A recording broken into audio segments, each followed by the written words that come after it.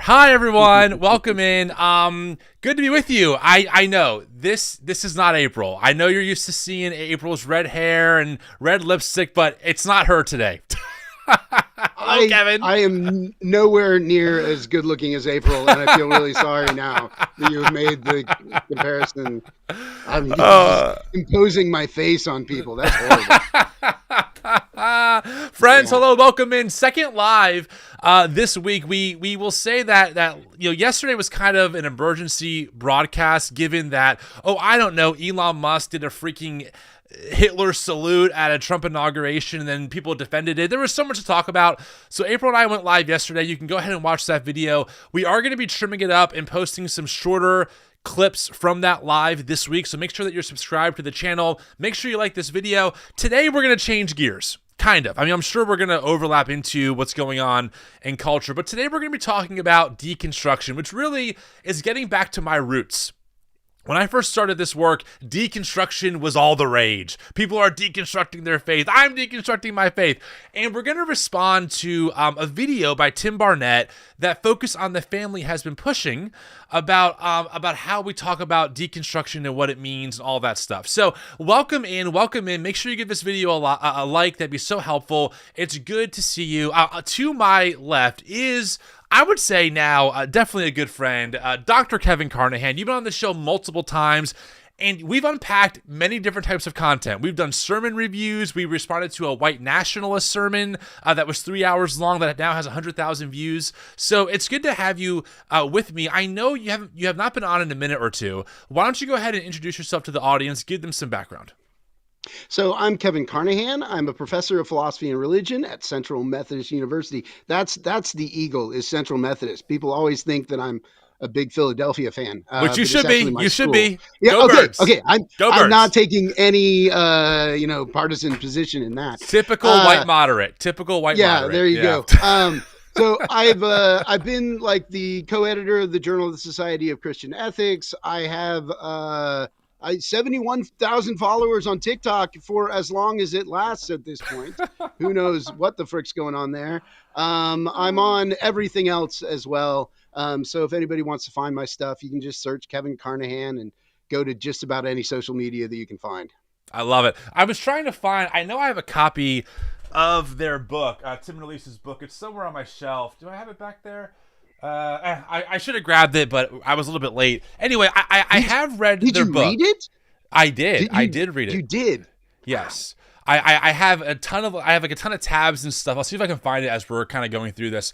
The book that they wrote was called The Deconstruction of Christianity. If you're new to maybe the show or to this world, Tim Barnett and Elisa Childers, I would classify fairly, are like evangelical apologists. They like to give a defense for their faith, why they believe what they believe.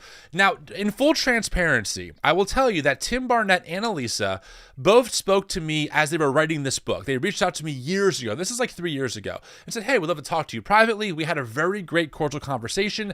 I have since invited Elisa and Tim on the show multiple times. I have emailed them. I have reached out. I've said, listen, we'd love to have you on. Want to make sure we're not strawmanning your position. So far, they have not responded to that request. So I'm just putting that out there. I'm not saying that they're bad people. I'm just saying that they have not responded to my request to come on the podcast and talk about it. They wrote a book, The Deconstruction of Christianity. I went through it. It's pretty typical evangelical, I think, argumentation for why anything that challenges that way of thinking is unbiblical and terrible and postmodern. So recently, we have a private Facebook community, Kevin, and someone screenshotted that Focus on the Family was promoting this series on deconstruction. They said, hey, put your email address in here. We'll send you the free video series. Sure, yeah. Why not? So I did. And so what we're going to do is I brought you on, Kevin, because one thing I like about you is that you're obviously academic, you know what you're talking about, but you communicate in layman's terms. And I really appreciate that about you. Like things that might be kind of complicated, you can communicate in really direct ways. So I appreciate your commentary because you're really good at that. So what I thought that we could do is that we could go through, what you did was you took the series and kind of condensed it into some of their main talking points. I mean, there's like 6 or 7 different videos, but it's about, you condense it down to about a 20-minute talk, give or take.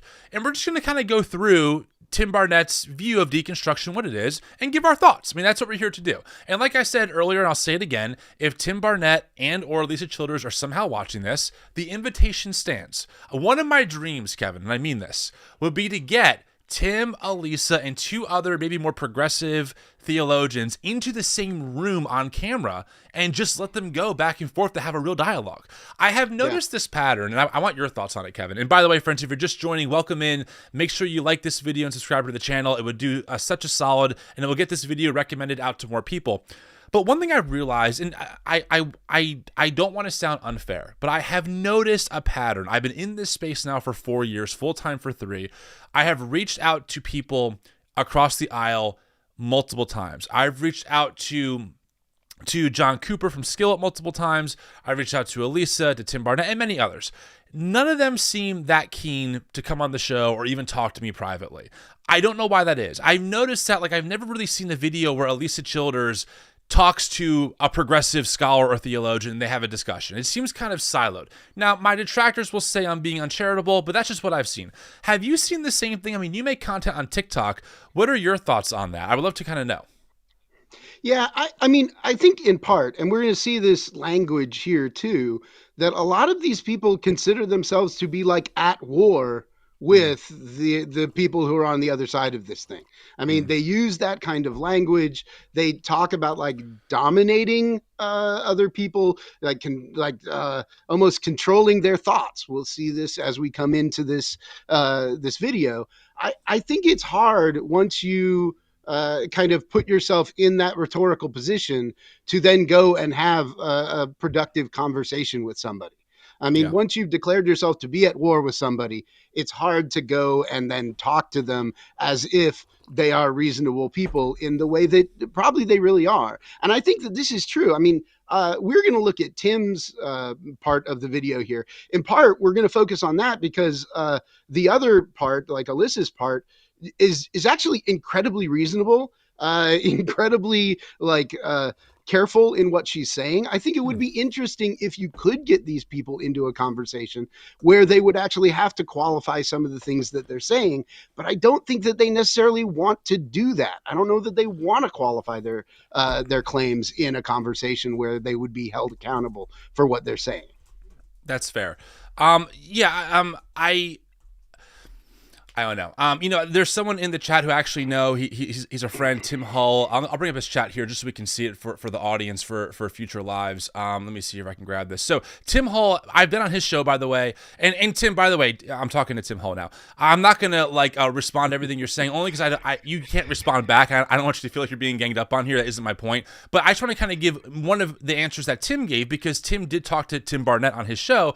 He said earlier in the chat, what did you say, Tim? You said, hold on, I'm just pulling it up here. You said that that one of the reasons why they won't talk to people maybe in person as often as someone like myself is that we're not their main audience. And then you also said here that, quote, their ministry is not to debate, but to educate. So look, I'm not going to say that's an unreasonable position to have. What I will say is that the frustration a lot of us have is that it seems like they're talking at us and about us without talking to us directly, unless they're pulling tweets or a handful of conversations they had in private. And it's just, that part to me is, again, frustrating. Now, I could be frustrated. They don't have to do anything about it. But I just wish that, if you're going to talk about people, have the conversation. I've had Christian Nationalists on the show before. I go to their events. I'm willing to engage with them. Tim Barnett and Elisa seem very content to kind of live in their silo, talk to their audience about another outgroup of people who are, losing a biblical worldview, and then just letting the chips fall where they may. For me, that's not really my style, but it is what it is. I don't know if you want to respond to that, Kevin, but that's just kind of my thoughts on it. Well, I think you will see a little bit of what he's talking about here, in that the rhetoric of this talk is not for an audience outside of modern white American evangelicalism. It is for that audience. And he even, as he goes through, kind of assumes things. He'll say, well, when you look at this stuff, right, you can see that it's dangerous. It will be depressing to you, right? Which obviously he's not talking to people who are deconstructing. Because they don't find it depressing. They don't find it dangerous. They find it freeing, right? He will talk about those people who are deconstructing, but he's not talking to those people. Yeah, fair. Cool. Well, listen, let's get into this video. I'll let you kind of guide us, Kevin. You can pause whenever you want. Maybe I'll interject as well here and there. Again, friends, if you're watching, thank you so much. I really do love going live. Going live is one of my favorite things. The energy is so different than a pre-recorded thing. Please give this video a like if you're watching. Give the channel a subscribe. I'm so glad that you're here. Thank you so much for being here. Okay, let's get into this. This is from Focus on the Family. It's an excerpt, about 18 minutes, of Tim Barnett's kind of intro to deconstruction, what it is. Here's the actual, that's from last week. There we go. This is the actual like landing page, okay? Episode 1, Defining Deconstruction. And again, we have pulled clips from all of his talks into one super clip, and we can kind of respond to it as we go along. So, without further ado, here we go. When terms are not clearly defined, we can end up talking past each other, right? It happens with our 6-year-olds, but it can happen between adults too. When words have multiple meanings, it can create a whole lot of confusion, especially when it comes to words as emotionally charged as the word deconstruction. Now, this became really clear a few years ago when Skillet's frontman, John Cooper, he was taking actually a few minutes between sets, between songs at Winter Jam, and he said these words. He said, "It's time for us and your generation to declare war on this idolatrous deconstruction Christian movement." I actually responded to that video when he'd said that a couple of years ago. I was like, what are you talking about, dude? I mean, maybe to paint this in the most charitable light for John, right? So a lot of us who were renegotiating our faith, we were doing it around various culture war issues that we were changing our minds on, and also trying to explore if maybe the Bible was either clearer than we were taught or wasn't as clear as we were taught around certain issues. Mainly queer inclusion. That's probably one of the biggest ones here when it comes to this deconstruction thing. And so for someone like John Cooper, who has went farther down that more fundamentalist rabbit hole, embracing people like Candace Owens, talking about, how we have to embrace his faith and his family and his freedom. That's all he cares about, etc.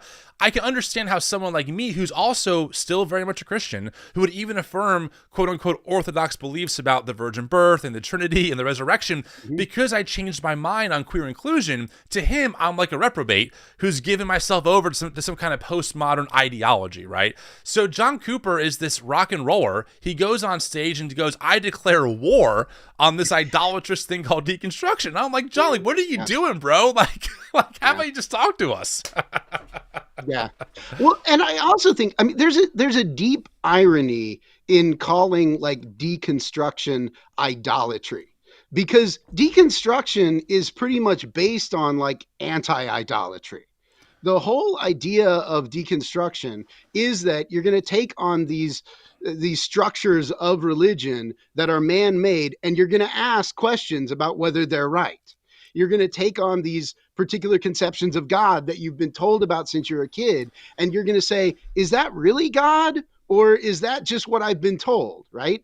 And you're trying to get rid of exactly the idols in your life that stand in for God or get in the way of your relationship with God.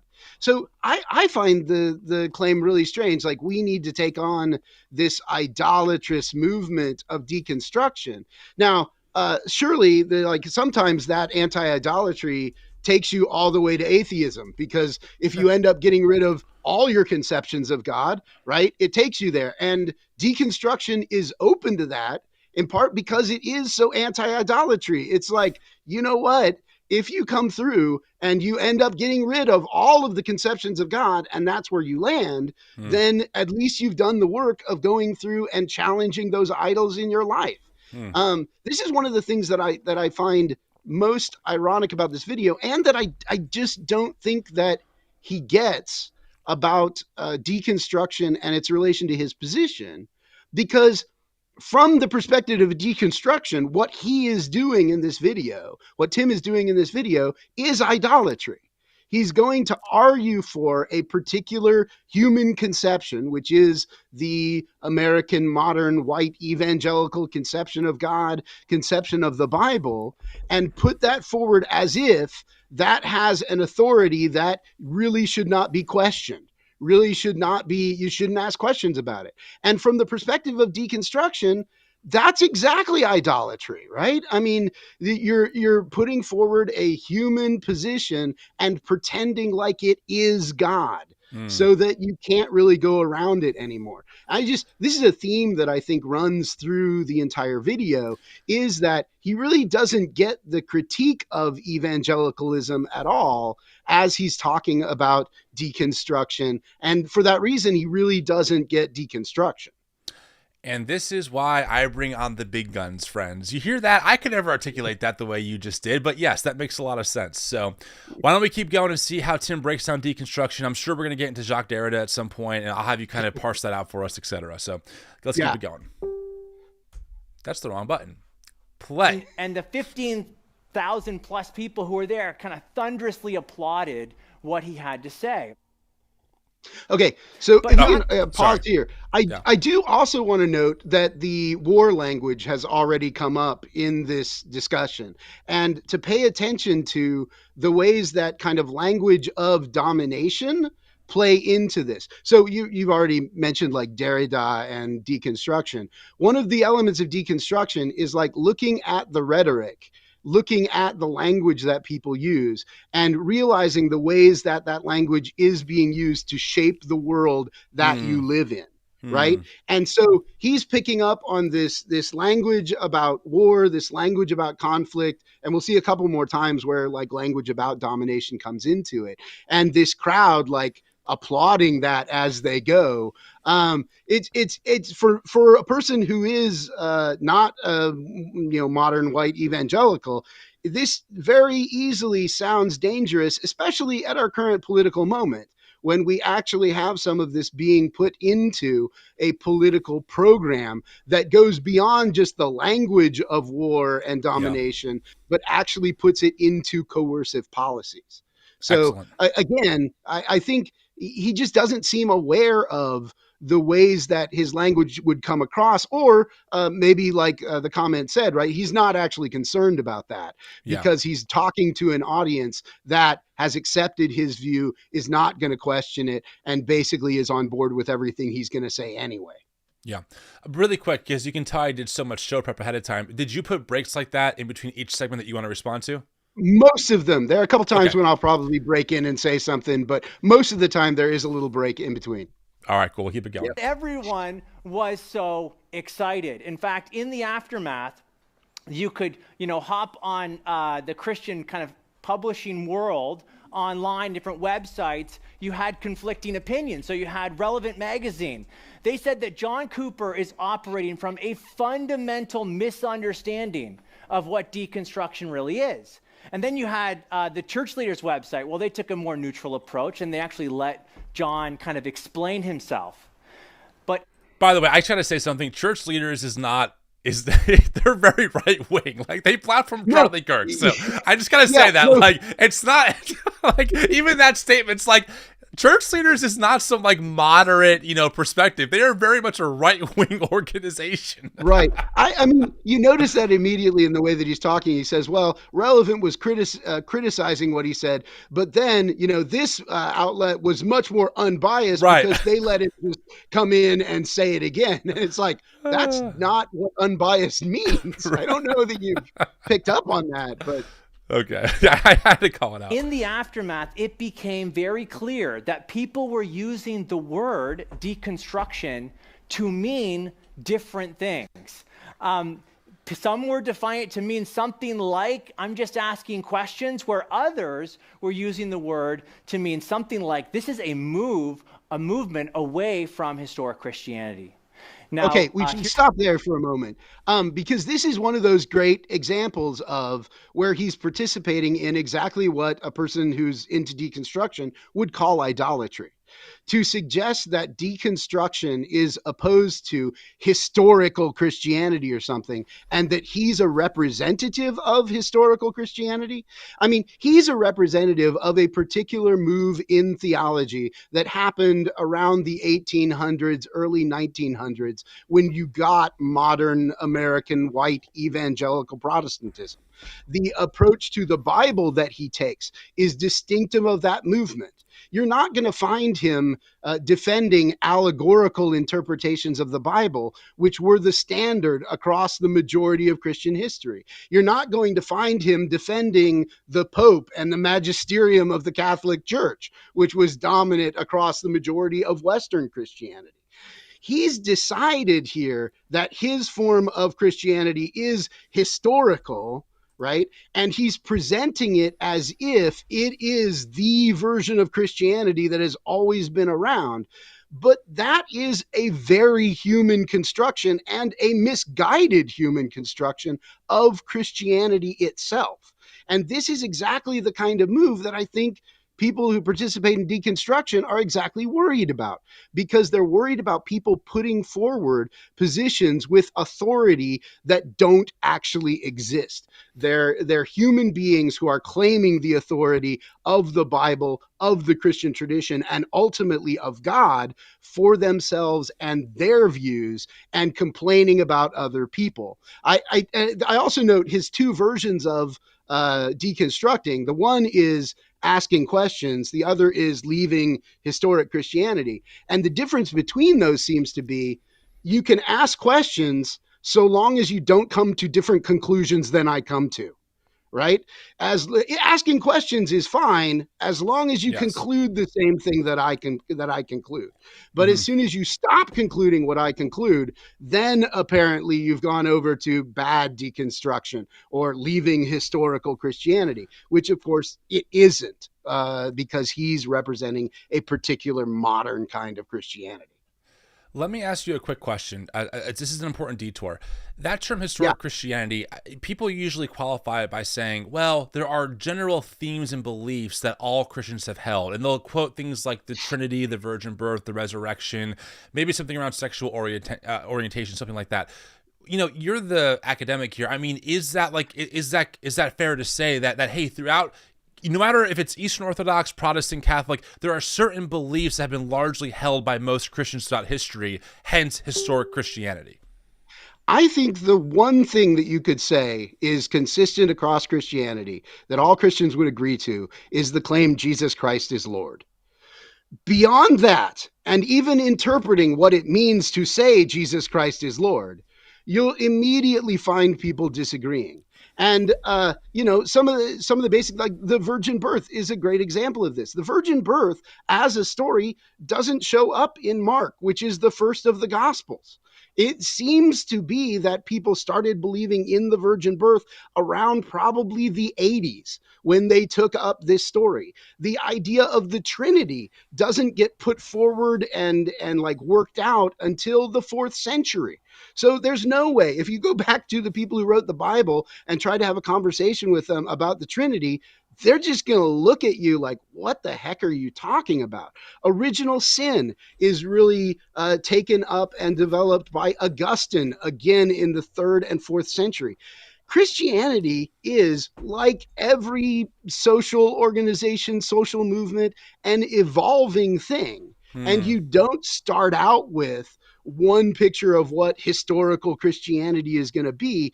Christianity just evolves over time. And this is one of the reasons that I think that deconstruction is, in many ways, a deeply traditional form of Christianity. What you're doing is you're taking very seriously what the tradition is and always has been, because it's always been a tradition that is developing, that has arguments internal to itself about what you're going to claim for particular positions, for particular, defining what Christianity is at any time.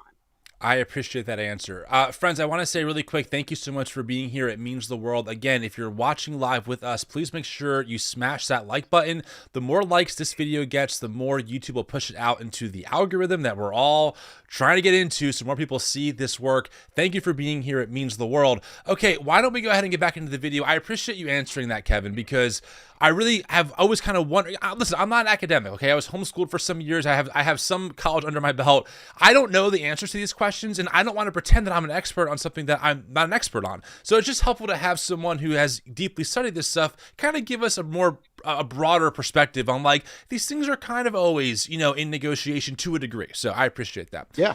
All right, cool. Let's keep it going, friends. Thanks for being here. This is fun. Here's the thing. If deconstruction is just about asking questions about your faith or experiencing doubts, then it is absolutely wrong and even unbiblical to declare war against it. However, if deconstruction really is a movement attempting to draw people away from biblical, historical, like original Orthodox Christianity. You're laughing. Okay, so yeah, I mean, this is so if the claim that they're getting away from historical Christianity is problematic, he just quadrupled down on his mistake here. Because all of these terms that he's drawing out, the claim that it's orthodox, that it's biblical, that his form of Christianity is original, are all problematic. And some for exactly the reasons that we were talking about here, right? So biblical, again, he's not defending what has been the majority understanding of the Bible across Christian history. He's defending a kind of inerrantist, literalist vision of the Bible that emerged in the 1800s. So, and to put that together, to claim that the Bible is infallible and that it is literally true, you can't take the Bible seriously. I mean, this is one of the things that evangelicals claim that they are biblicists, but their actual approach to the Bible, which they think is taking the Bible seriously, is exactly what stops them from taking the Bible seriously. Because the Bible is a collection of different books by different people who disagreed with each other. And so if you're going to find some one message all the way through the Bible, you're going to have to impose it on the Bible.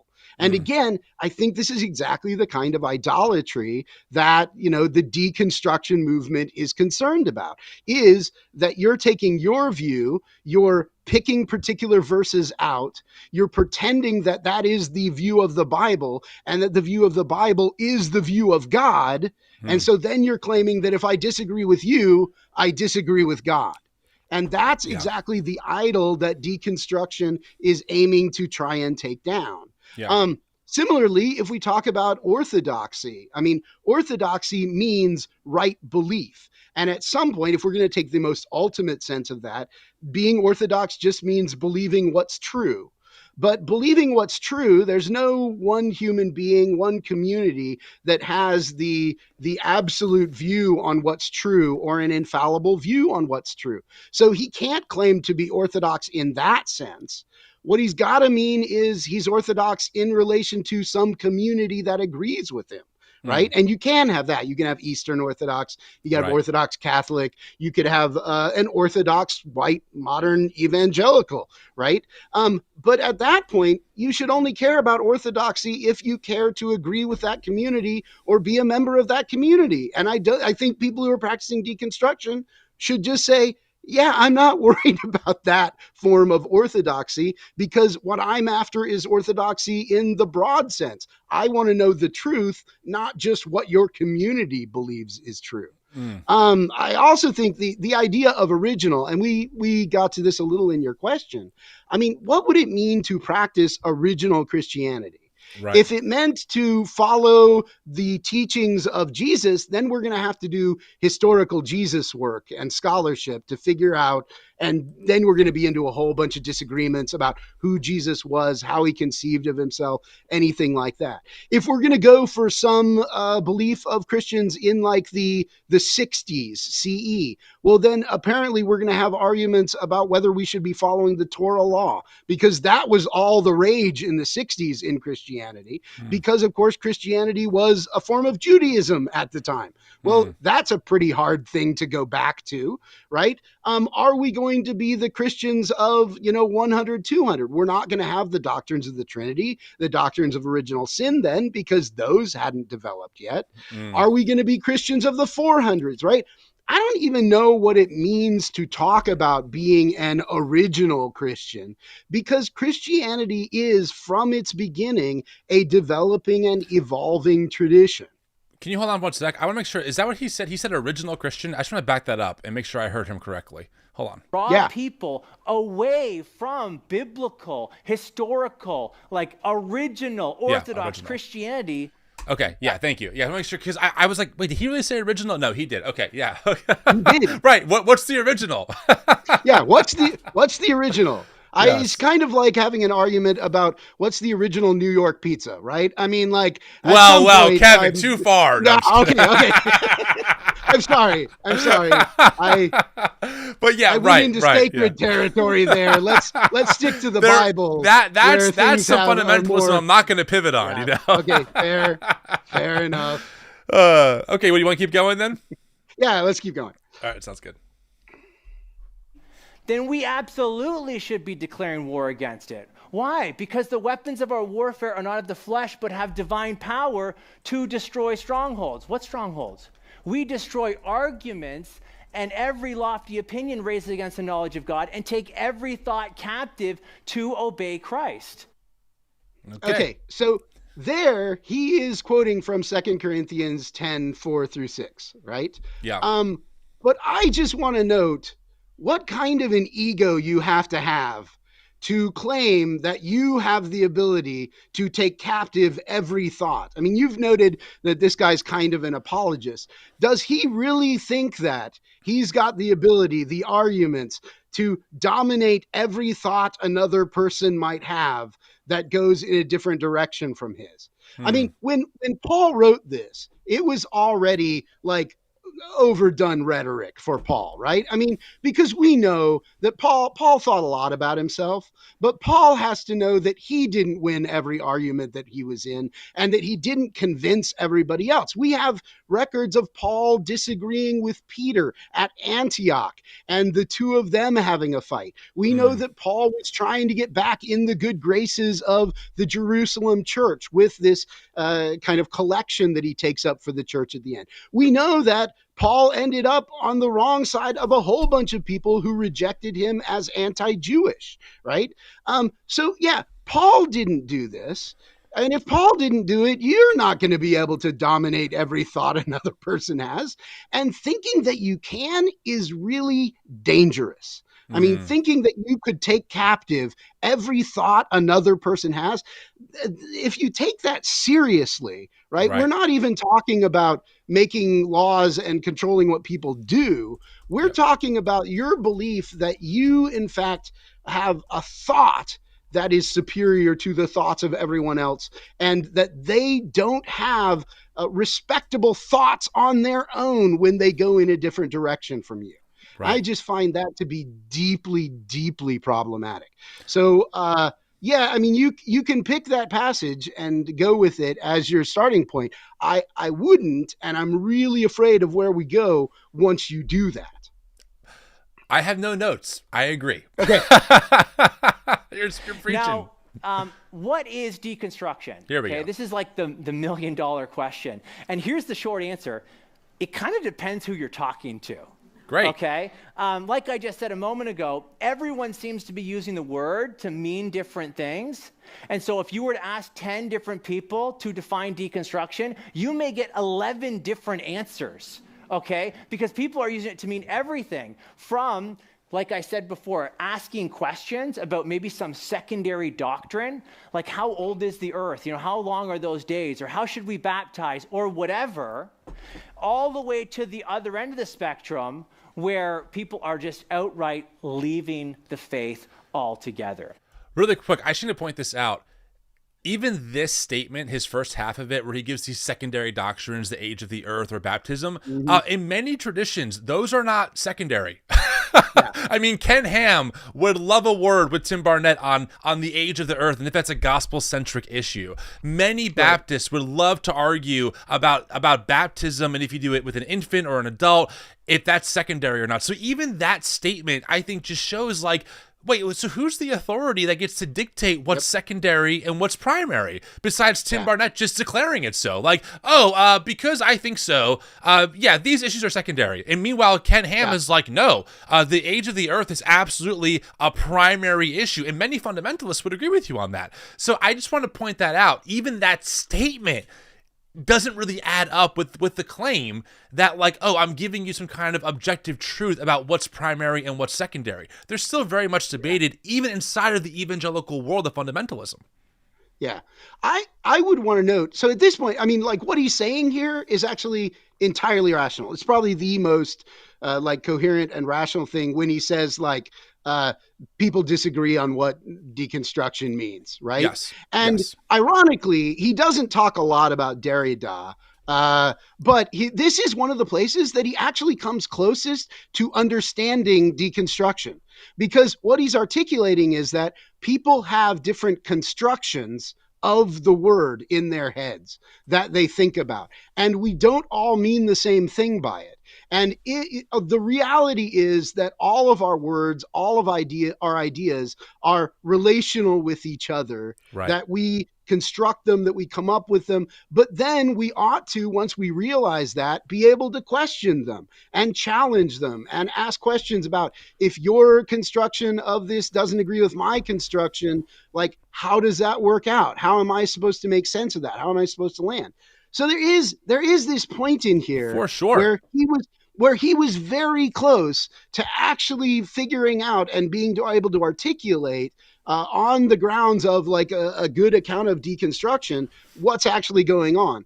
Unfortunately, it's exactly at this point that he's going to go off the rails in the opposite direction. Because, well, we'll see, like after saying, what does it mean? Well, it depends on who you're asking. And there's a whole bunch of different things. He's immediately going to spin around and then talk about what he thinks is the unbiased presentation of what deconstruction really is. So, really quick, I'm not sure if in this video, are we going to get into separating out deconstruction in the philosophical sense of what Jacques Derrida meant versus the more common use, or do you want to break that down really quick now for the audience? Because I don't want to lose this. There is an official like philosophical framework that's called deconstruction. Yeah. A philosopher named Jacques Derrida popularized it. That's a whole different discussion than how people in layman's terms and in this world use the term deconstruction. Can you just give people a very quick primer of the difference? Because I want to make sure people know what we're talking about.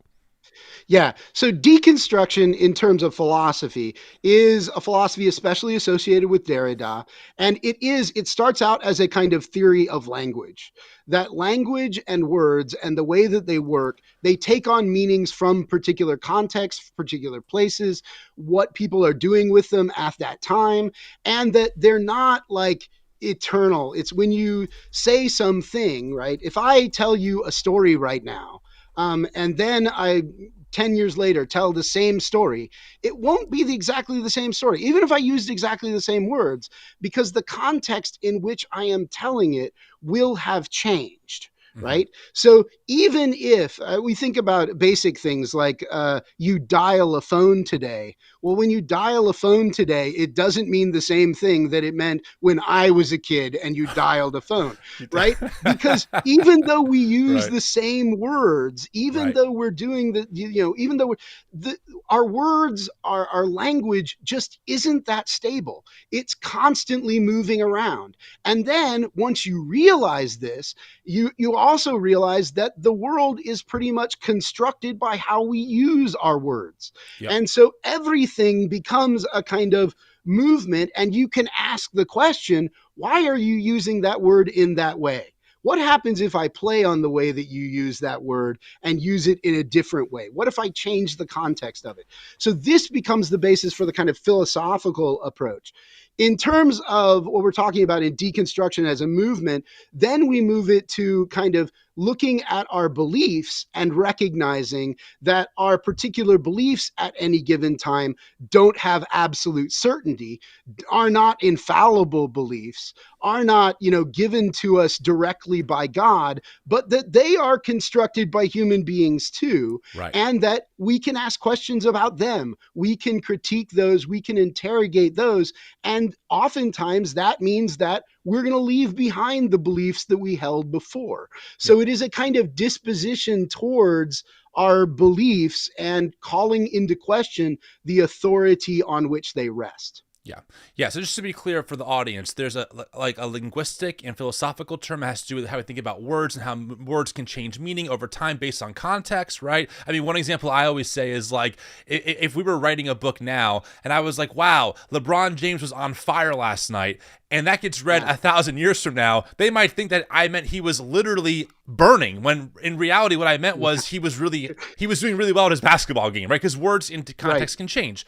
The other side of how we have been using it and how it kind of got picked up in the cultural framework we exist in is really being able to renegotiate beliefs that you were taught were given to you by God, and kind of realizing that actually all of this comes through other humans. Now, we can certainly say that we believe things might be God inspired or God breathed, but that doesn't make them absolutely true or even certain. We have to kind of negotiate how we navigate those things, and kind of it takes a lot of work, but we have to be willing to be a little more flexible in what we thought were absolute understandings of the universe. Like, for example, Ken Ham might say that the Bible's clear on Genesis 1 and 2, but it turns out there's actually a whole different conversation that has been happening in church history about Genesis 1 and 2 and what they mean. So deconstruction gives you permission to think about those things a little bit differently and come to, and this is most important, different answers from the same question. So there is a separation here, and in this context, we're talking about the latter, how we use it in this evangelical framework, etc. So, okay, cool. I just want to get that out of the way as we kind of keep moving. And so here's kind of a tactical move when you're talking with someone and they are using the word deconstruction. You want to start by defining the term. So a good question to ask is, what do you mean by deconstruction? Okay.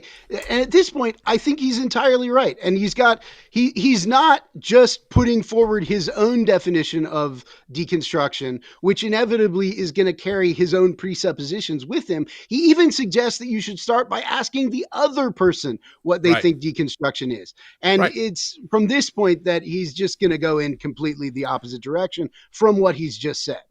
All right, here we go. Here's what I want you to know. After we spent well over a year researching this book, the hardest sentence to write, okay? I don't know how many sentences there are, but there were 65,000 words in this book. And the hardest words to write, the hardest sentence to write was this one on the screen. It was our definition for deconstruction. And I'll tell you what, I can speak personally, I changed my mind about deconstruction. There was a time when I thought you could just add adjectives to the front of the word and that would somehow change its meaning, like good deconstruction versus bad deconstruction, or healthy deconstruction versus unhealthy deconstruction. But after the months and months and months of doing the deep dive into what's happening behind the hashtag deconstruction online and the hashtag exvangelical online, what you will find is nothing good and nothing healthy. Wow. Nothing good and nothing healthy. I like a word, Tim. Look how fast we went from, you should ask the other person what they mean by deconstruction, and then to there is nothing good, nothing healthy in all of this. Oh my gosh. It's really phenomenal. Nothing. Zilch. Zero. Nada. Nothing. I guess all the people in my DMs who are like, hey, because I deconstructed, I can live a life without fear or guilt of burning in hell forever. Wow, just like, that is terrible. Or the people who were like, I got the courage to call out my pastor who was abusing me because of deconstruction. Like, nothing good. No, nothing good at all. And I do want to note, so if you can go back to the end of that clip, back to the dark at the end of that. I just wanted to read this off briefly so people can podcast and hear it. So just because he didn't say it, the way that they define deconstruction is the postmodern process of rethinking your faith, and this is in bold, without requiring scripture as a standard. Just keep that in mind as we keep navigating this. Okay, you said the end of the clip? Okay. Yeah, if you can go back to the black. Okay, yeah, right before she talks. All right, here we go. So should I play it? Yeah, go ahead and play. To what's happening behind the hashtag deconstruction online and the hashtag exvangelical online, what you will find is nothing good and nothing healthy. Okay, so it's notable that this is one in a series of videos, and his co-author also does a series of videos. And what I note is that his co-author doesn't even want to support this kind of claim that she has. And she notes exactly what you have noted. So if we can go on, this is Alisa Childers. Alisa Childers, who's his co-author, and she has some things to say about deconstruction too. But let's play what she wants to say. You got it. Every deconstruction story is a little bit different. There are different wounds behind each story. Some wounds are very great and very profound. Yeah. Yes. Yes, Alisa. Yeah, right? Yes.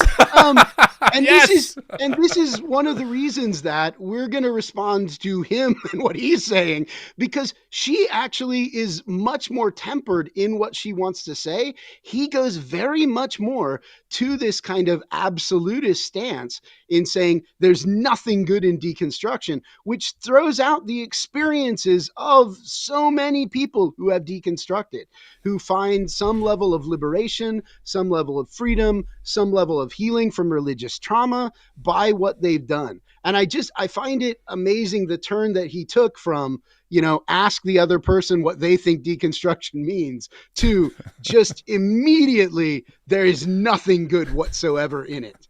It's remarkable.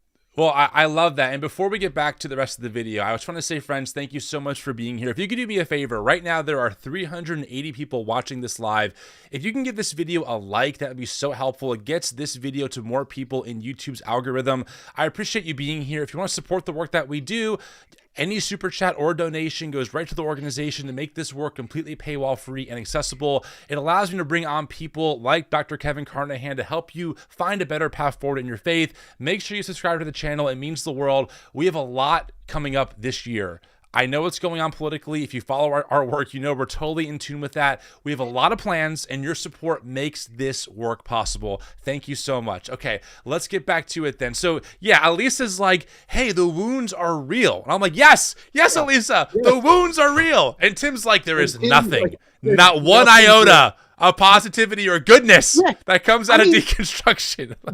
That is so, like, this is another thing that I would say is problematic on traditional Christian grounds, is like, that's very Manichaean. It's very like absolute, there's evil, there's good, and it divides the world into those two things. And this goes along with that kind of dominating and war language, because if this is where you live, right? If where you live is that deconstruction has nothing good in it, then why would he come on a show where he's going to discuss something with someone who is deconstructed, right? That's... It's a problematic view from the very beginning. Good point. All right, let's keep it going. Here is the definition that we came up with. We think we're accurately describing deconstruction this way. Okay. So note also, again, he's gone from, there's lots of different definitions of deconstruction, and maybe you ought to ask other people to, we think this is the accurate definition of deconstruction. And inevitably, once he puts this forward, it's not going to be some unbiased definition of deconstruction. It's going to be one that plays into and is understood from his particular worldview, his particular construction of reality. So it's not an unbiased one, but he's going to present it as if it is unbiased. It is a postmodern process of rethinking your faith without requiring Scripture as a standard. Now, all those words are important, okay? It's actually not just a destination. It is a transition. It is a process. It is a methodology. It's not simply a that. It's a how people undergo this thing. And so it's a process, but it's a certain kind of process. It's a postmodern process. What we mean by that is the objective isn't truth. The objective is something else, okay? Oftentimes, personal happiness, personal preferences, the true for me kind of truth. So they sometimes use that language, but they're not referring to objective truth. This is a big thing I hear often. This, we don't care about objective truth. And then again, there's a lot of language about how postmodernism is the bad guy. Kind of like how right-wingers are like, oh, they're all Marxists. Like as if inherently we have to believe that Marxism is inherently bad without being able to interrogate why we think that. So I would love your thoughts on this his definition and then his conclusion. So number one, I can't take an evangelical in our current political situation seriously if they're going to tell me that other people don't take objective truth seriously. Yes, I mean, we live in a world where like Trump has no notion of truth or objectivity or any of that. And given the way that evangelicals line up behind him, this just seems to me an objection that is off the rails from the very beginning. Can I interject here real quick? Yeah, Do you mind? go ahead. I'm sorry to cut you off. I have to just really emphasize this point because I cannot tell you how maddening it is to watch people like Tim Barnett, who really have a chip on their shoulder for everything outside of their evangelical tradition, actually watch their own people, and maybe even Tim himself, I don't know, support a man who will tell people that the election was stolen in 2020. A bold-faced, objectively proven lie.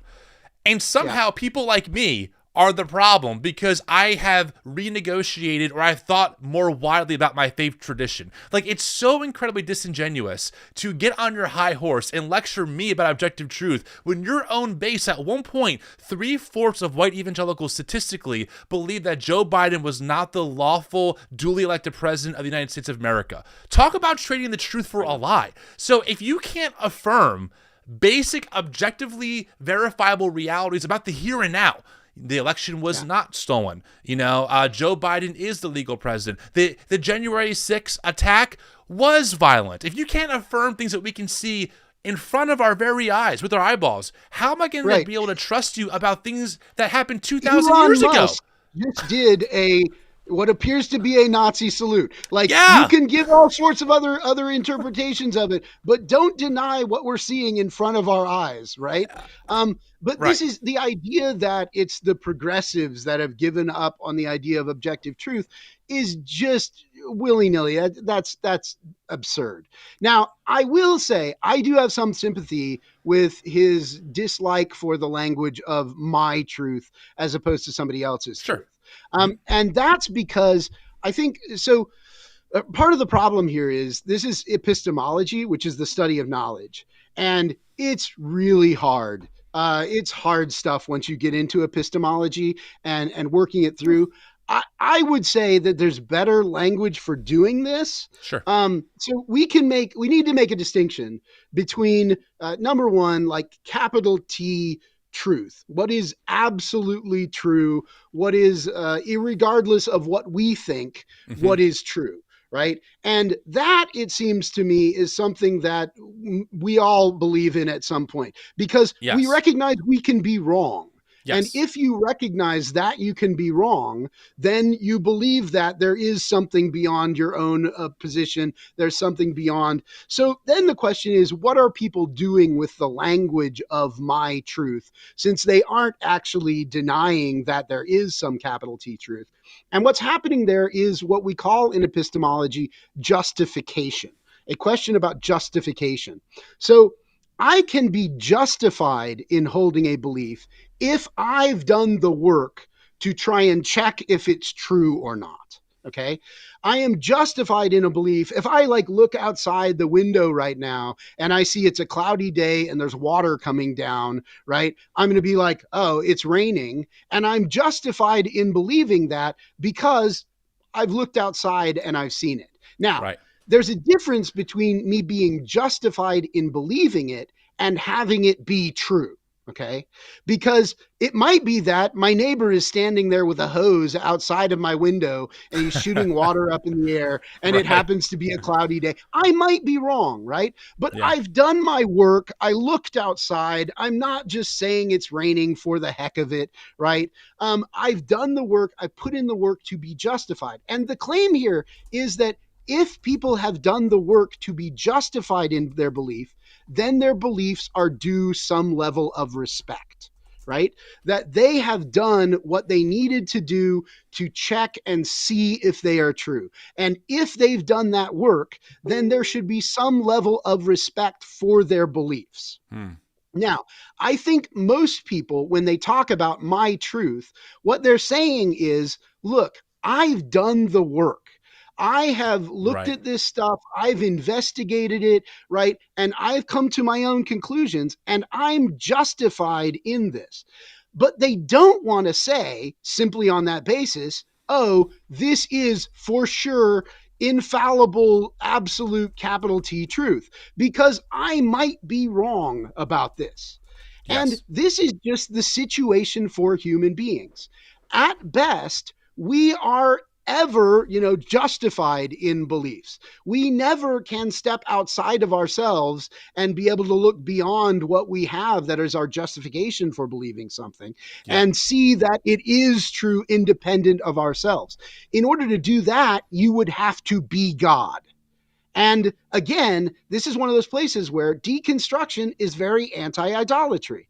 You're exactly saying, I'm not God, Right. so I'm not going to claim that my beliefs are infallible or certain or given to me directly by God. I'm not going to do any of that. What I am going to claim is I've done the work, and so my beliefs are due a certain amount of respect. Yeah. And I am not going to give those up simply because your community or your interpretation disagree with me. As a matter of fact, if I did that, I would be abandoning being justified in my beliefs. I Right. would be giving that up. And so the language of my truth, while I'm a little bit uncomfortable with it, Sure. I think Yeah. if you interpret it carefully, there's actually a deep thing that's going on in what people are trying to claim, that they've done the work, and for this reason, their beliefs are due respect. And I just don't think that where he's starting at is going to get at any of that, because saying, oh, you're just denying truth, will run in the face of what these people are going to claim about themselves and everything else. It's just going to make them look absurd, which is a useful debating technique, but it's not useful in actually understanding other people. No notes. I love this. Let's Okay. keep going. This is great. You're killing it. And of course, they reject the Bible as a standard, which I'll prove to you in a second here. Now, there is a growing movement that the church is is just not aware of. And so what I want to do... Fascism. Christian nationalism. Let's see if it's the... Maybe he means that. is kind of That's not going to be it. Darn. expose the underbelly of what's going on in deconstruction. The first thing you need to know is this deconstruction movement really is a movement. We call it an explosion in the book because a movement usually goes in one direction, but this thing's going everywhere. But it starts with evangelicalism, or at least that's what they're calling it. That's why they're exvangelical when they go through this process. But they may end up in atheism or agnosticism or some other place. Or progressive But these guys are Christians. getting organized. In fact, We're they getting start saying, Sorry. what's new? We're getting organized. Getting organized. Here I am in my guest bedroom with my producer. It's my stream deck, just trying to make it work. Yeah. This is the seamy. You are the seamy underbelly. Here I am. Deconstruction If anyone right knows where the here. organizational funding is for this work, please send Yeah, them my right. way. Like, that would be awesome. Or make a donation. That's fine too. I'll take grassroots money. But if you know where all of this seedy underbelly stuff is happening, Tim, shoot me an email, bro. I need help. I've been looking for that seedy underbelly money my whole life. I really I've have, never man. found it. I want the private jet. Come on, hook me up. Okay, we'll keep going. About this, right? Apostasy has always been around. This Apostasy. is organized apostasy. What do I mean by that? There's conferences. I mean, like, there was Decon 2023 last year. What? What is? Hold on. I don't Okay. know what that is. What is? I'm sorry. I gotta look this up. What was it called? Decon. Decon 2023, I guess. Wait, was that the digital?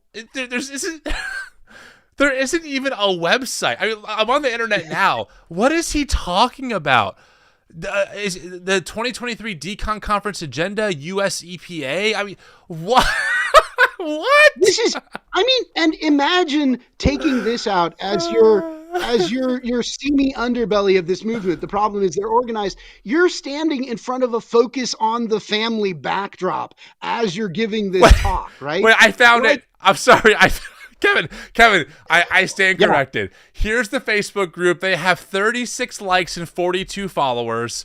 And their last video did 4 likes. Here it is, everyone. Super organized and big time. Big time. Decon 2023.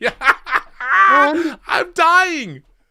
Yeah, He can't yeah. be This for is real. the seamy underbelly of organization that the evangelicals are fighting. By the way, to whatever extent that deconstructionists are organized, It's because they learned it from evangelicals. I mean, the evangelicals are exactly the people that organized themselves as a minority to try and politically take over this country. It's really boggling. The entire thing is really I can't let this go. Tim Barnett has the audacity to point out Decon 2023 as an example of a well-organized underbelly movement infiltrating the church, but won't call out the $81 million a year Turning Point USA that has its entire separate faith arm called Turning Point Faith that partners with mega churches, mega white evangelical churches to bring in people like Charlie Kirk, or I don't know, host former President Donald Trump before he got elected after his convicted felonies at Dream City Church. Tim won't talk about that. But Decon 2023 with 40 likes on Facebook is the threat. Organized apostasy.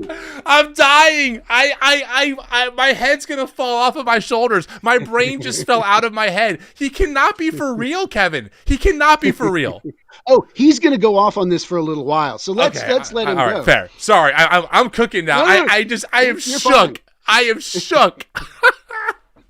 Here we go. And here are some of the players that were speaking. I'm a speaker. I travel around teaching people to defend the faith. These people are teaching people how to deconstruct the faith. Oh boy, here we go. And you may not recognize them, most of these people, but if you were on TikTok, you would.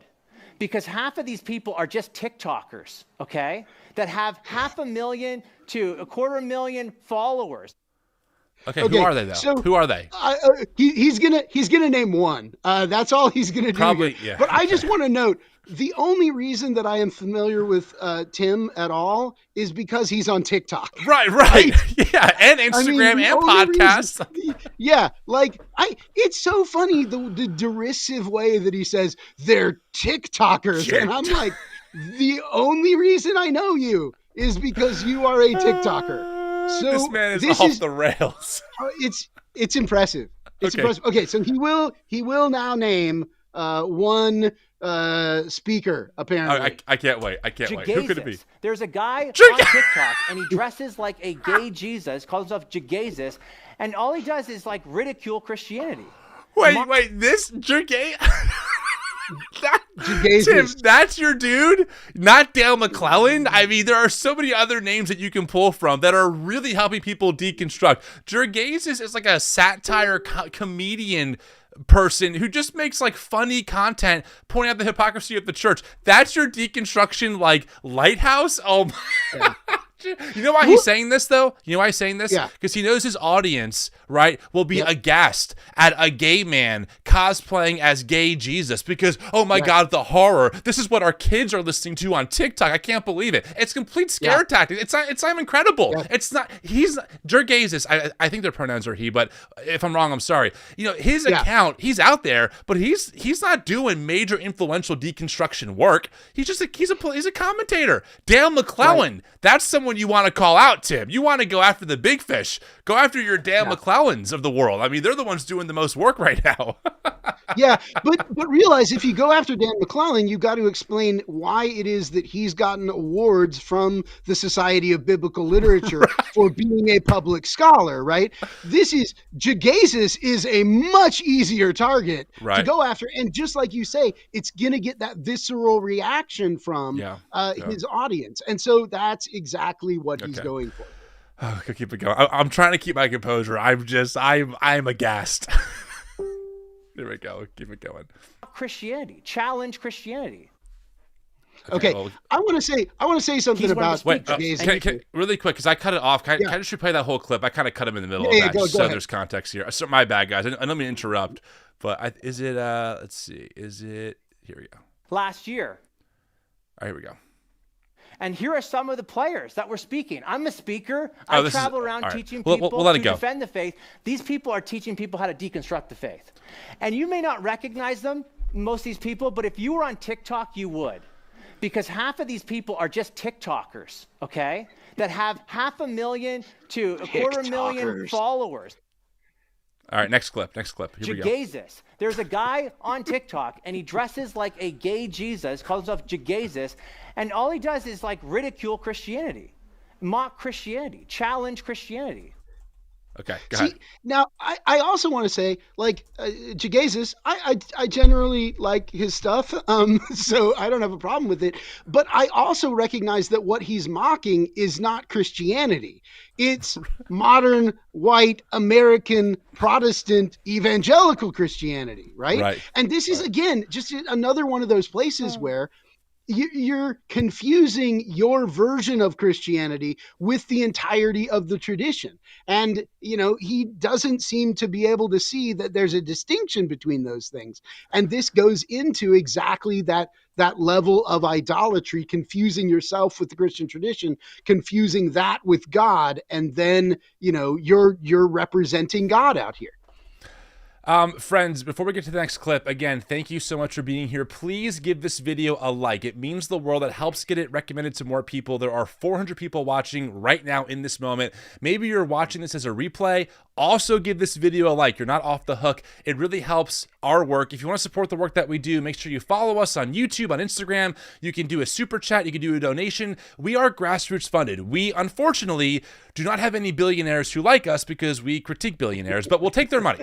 Until that happens, any donations really help this work be made possible, completely paywall free. We do not charge for anything. There's no Patreon, nothing like that. This is all available to the community and to the world because we believe in helping people find a better path forward in their faith, which is what we're doing right now. Back with Dr. Kevin Carnahan. Okay.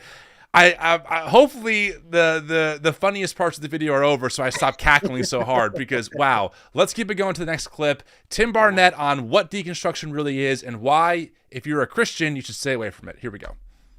He's one of the speakers, and we could go down the list.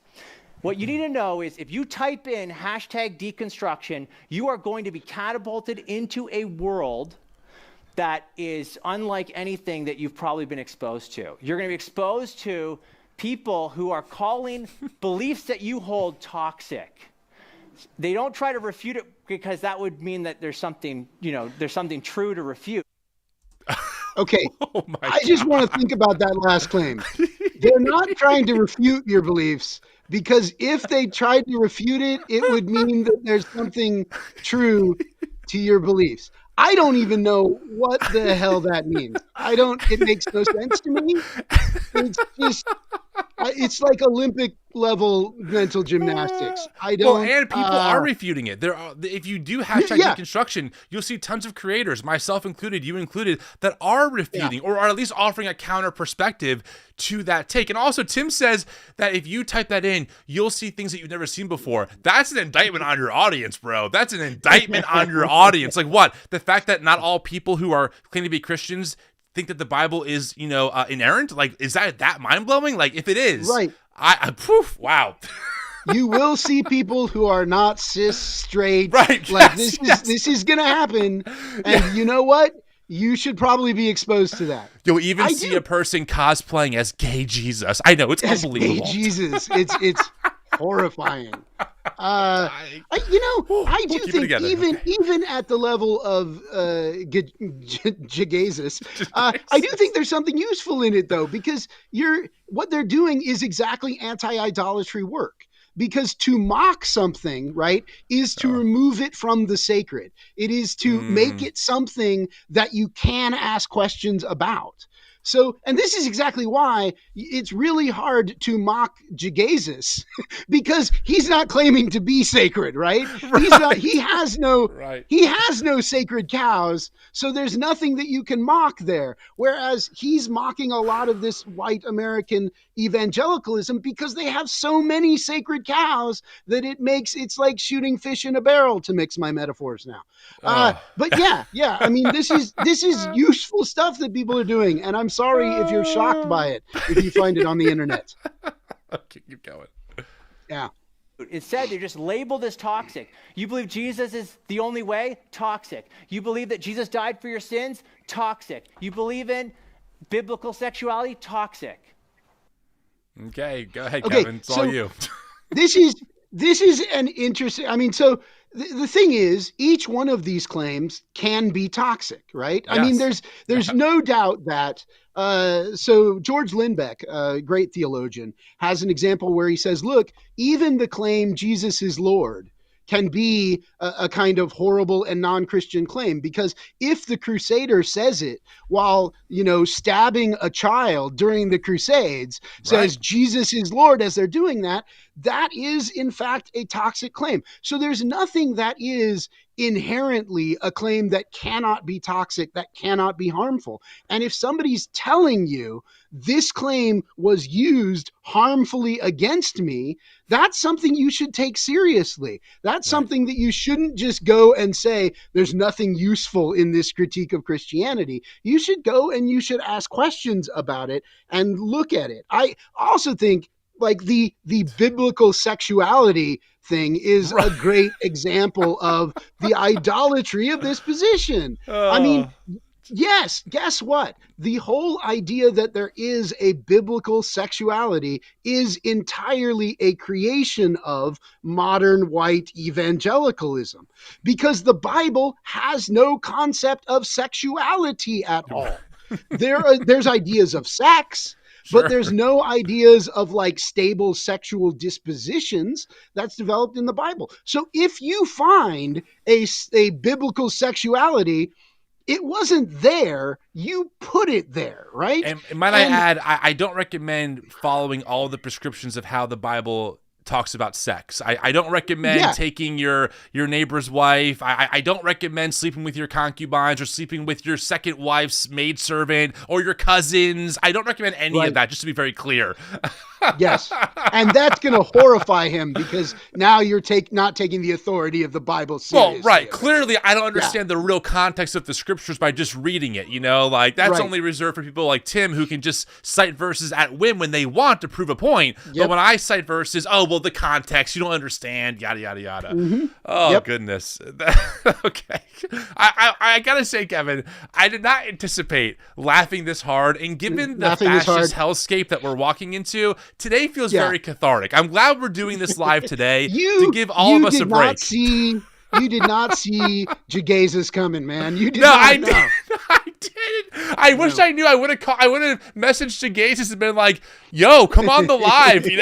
I've never talked to them before, but would love to. Anyway, okay, let's keep it going, friends. Again, thanks for being here. Hopefully, you're having as good of a time as Kevin and I are. This is just so much fun. This is a great reprieve from what's happening out in the world, which of course we'll be covering. Make sure you subscribe to the channel, follow us on Instagram and TikTok, yada yada. Give the video a like, please. It means the world. Let's keep it going. We have some. We're 8 minutes into an 18-minute video. Let's keep going. Yeah. I want you to hear from the deconstructionists themselves. Yes. Okay. Yeah. This is Jo Luhmann and her husband, and in a video that is called "Our Journey of Faith Deconstruction," I just want you to listen. This is about a 1.5-minute clip, but listen to what she says, okay? Because I actually agree how she's describing deconstruction is correct. But we're going to look at how to respond to it. So we landed, and this is the thing with deconstruction that I really think it's important to understand. Everyone lands wherever they land. Right. There is no right place to land with deconstruction. Some people land away from faith. Some people land in a different type of faith. Some people become agnostic. Some people become a different type of Christian. Some people become atheists. And all of those routes in deconstruction are valid and to be respected. But now my beliefs are mine, and I own them, and I feel proud of them, and I have the healthiest relationship with God, and my spiritual life, my faith life is the strongest it has ever been. But it doesn't look like traditional Christianity looks like. And I'm okay with that. I'm fine with that, because nobody gets to tell you whether God approves of you or not. Right. Nobody. And nobody should be able to tell you what your faith needs to look like, because that's dependent on you and the work you do. Nobody should be able to tell you what your beliefs are. No. Nobody can look at you and say, you know what, you're wrong. Because if you've done the work honestly and thoroughly, then how dare people tell you, like, no, what you believe is wrong because I say so? No. And what I'm saying is, the moment you start to believe when somebody tells you this is what Christianity looks like, this is how you have to walk it out, you are then stepping into somebody else's identity and somebody else's shoes, and you're not being who you are. And later on down the road, you're going to feel the trauma, you're going to feel the pain, and you're going to be like, son of a gun, I have to freaking deconstruct that. Okay, really quick. Okay. Can I point out two things here? Number one, essentially what they just said was the right-wing equivalent of do your own research. So just FYI on that. But I mean, more importantly, I just want to point this out. First off, I mean, this video is from literally what 5 years ago, 6 years ago now, almost, in March. It has 7,000 views, and as in this screenshot, Joe has 1,000 subscribers. Tim paints this picture, right, of some like widespread crazy takeover of the church called Deconstruction, with their conferences and their big name leaders who are influencing millions. And we're looking at people that like, and Joe, by the way, Joe Lumen has largely dropped out of like this world. She's doing her own thing with her family. I wish her the best. But like, again, the way that like Tim starts off the conversation of like, you're not going to believe how widespread this is, and then pulls this tiny clip with 7,000 views on it, with two people just talking about how maybe they came to their own conclusions after doing their own research, a very right-wing talking point, by the way, just applied differently. Yeah. Now this is the end of the world. This is how crazy things have gotten. Oh my God, it's insufferable. I think it's notable that he wants to kind of paint deconstruction in a particular way. And if this is the best examples that he can come up with of how problematic deconstruction is, he's in trouble. Because he's going to have to claim that they're saying things in this clip that they are clearly not saying. So he's going to claim after this, right? Oh, they're denying objective truth. Well, I certainly didn't hear them denying objective truth anyplace in that video. I mean, what they're doing is they're actually saying you need to put in the work to find what's true. They do say where you land, you can land in different places. But again, that goes back to the distinction between truth and justification. Right. Different people are going to land in different places because we're finite individuals. We're human beings, and we are justified in coming to different conclusions. And so long as we have done the work that is necessary to come to those conclusions, we can be justified in that. And it turns out that's how epistemology actually works. There can be rational people who disagree about whether God exists, or whether you should be a Muslim or a Christian, or whether you should be a Hindu or a Christian, or even whether you should be different kinds of Christian, right? Now, there are dumb versions of all of these things too, of course, but there's also entirely reasonable versions. And what they're saying is simply, you should respect the people who have put in the work and come to their own conclusions about these things. And you shouldn't abandon that work just because somebody else tells you. And I'm trying to figure out, what is there to disagree with in that basic set of claims? I mean, that's got to be right.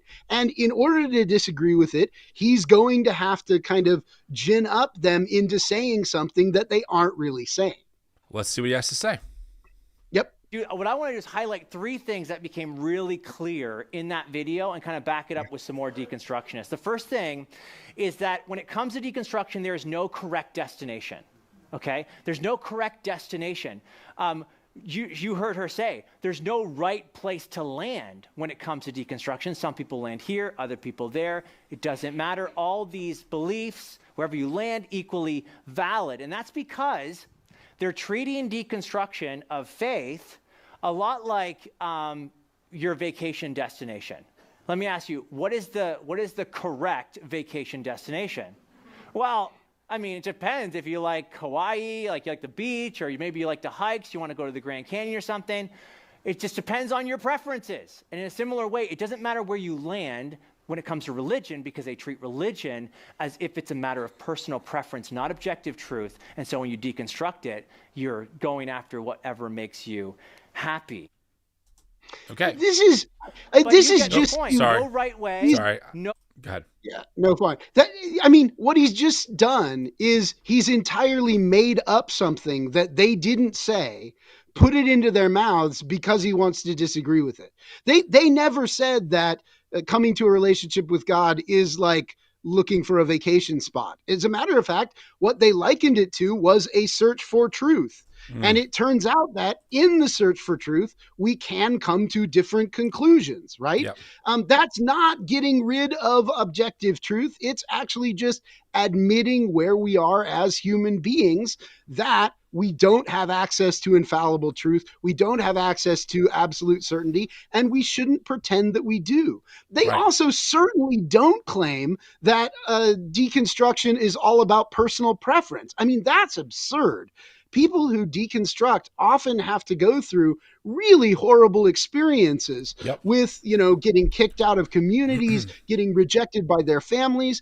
If this were a matter of personal preferences, it would be much easier just to say, you know what, I'm going to stay in this place because why would I go through that, right? The reason that they go through it is exactly because they want to interrogate their truths and bring them into accord with reality, with truth. That doesn't mean that everybody's going to agree at the end. That's an absurd claim that simply pursuing the truth is always going to get you to the same conclusion. He's just fundamentally wrong about that. But he has to push all of this stuff onto this video where they clearly didn't say any of it. And I think if he, in his year of researching this, couldn't actually find any deconstructionists that are saying the things that he's saying they say, that's probably because they don't exist. Right? He's giving a definition and a picture of deconstruction that just doesn't fit with how anybody actually does it. Maybe it wasn't a good year of research for him. I don't know, but he did find Jesus. So no, that's true. That's all fair. Okay, let's keep going. This is great. Masterclass. But you get the point. No right way, no right destination. Now, Jesus actually talks about ways and destinations, okay? Matthew 7. He actually says, enter through the narrow gate, for the gate is wide and the way is broad that leads to his destination, destruction. And there are many who enter through it. And the gate is small and the way, there's another way. And it's narrow and it leads to another destination, life. And there are few who find it. So he says there's no right way and there's no right destination. Jesus said, actually, there is a right way and there is a good destination, and that's called life. Okay, what are your thoughts on that? This is very classic. I hear this all the time. Right. So this is one place where what's going to happen is we're going to pull a particular verse out of its context and we're going to interpret it to mean exactly what he wants it to mean. And this is exactly the problem, right? What the deconstructionist is trying to do is to ask questions about whether we should trust your particular interpretation of verses or what you're doing with them. I can play the same game. Anybody can play the same game. So if you could hit play on the video for a second. That's called life. Okay, so here we go. This is my Timu version of his